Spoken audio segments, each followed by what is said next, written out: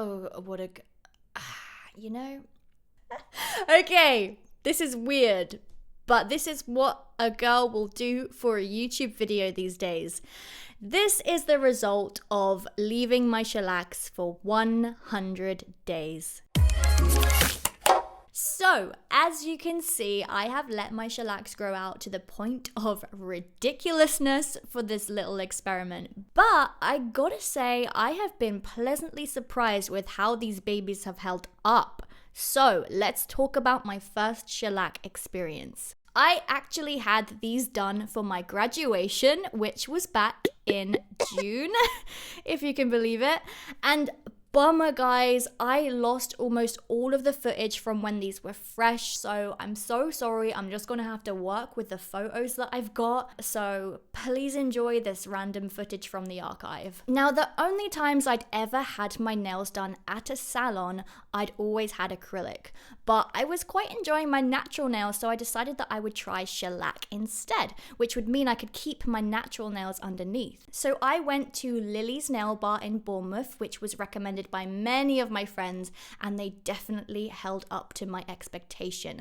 I'd highly recommend them if you're in Bournemouth. Before going, I actually phoned them and asked if I could prep and file my nails myself, because I am a natural nails girl and, you know, I have my own way that I like to file them and my own special file and blah blah blah. I've had experiences with nail salons where they've been pretty rough with my nails, and I didn't really want to lose too much length as they were pretty short at the time, so I pushed back my cuticles and I filed them to a square shape myself.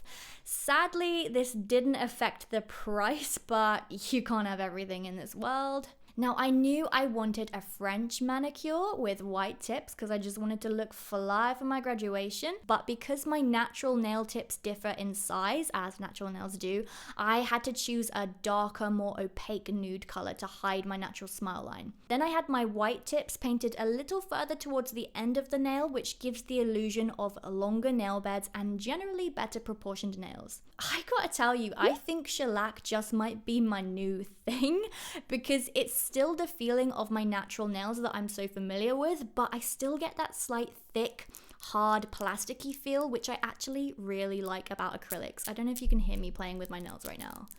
Get them ASMR tingles.